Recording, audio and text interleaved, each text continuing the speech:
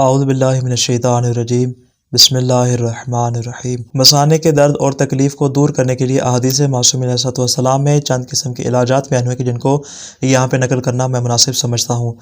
سب سے پہلا علاج ہے پنڈلیوں کا ہجامہ کروانا۔ جیسا کہ ہم نے پہلے بھی اس بات کو بیان کیا تھا کہ پنڈلیوں کا ہجامہ کروانا ایسی چیز ہے کہ جس کی وجہ سے انسان کے پیٹ کی بیماریاں، اس کے مثانے کی بیماریاں اور اس کے گردے کی تمام بیماریاں دور ہو جائیں گی۔ البتہ یہ بات میں نے پہلے بیان کی تھی، آج دوبارہ بیان کروں گا کہ پنڈلیوں کا ہجامہ کروانے میں احتیاط بہت زیادہ ضروری ہے، اس لیے کہ بعض اوقات ایسا ہوتا ہے کہ پنڈلیوں کا ہجامہ کروانے سے انسان کا جسم بہت زیادہ نکات محسوس کرتا ہے اور بعض صورتوں میں اس کے اوپر بے ہوشی بھی طاری ہو سکتی ہے۔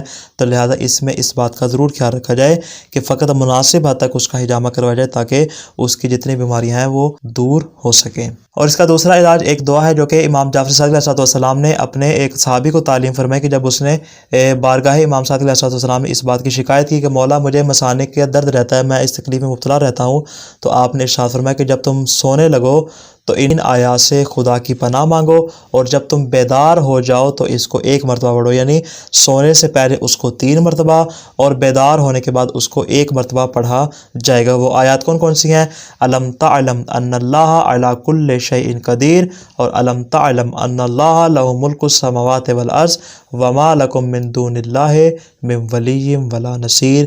وہ شخص کہتا ہے کہ میں نے اس پر عمل کیا اور اس کے بعد پوری زندگی مجھے کبھی بھی ایسا درد محسوس نہیں ہوا۔ دعائیں خالق دو عالم سے کہ وہ ہمیں ہر قسم کی بیماری سے محفوظ فرمائے۔ والسلام علیکم ورحمۃ اللہ وبرکاتہ۔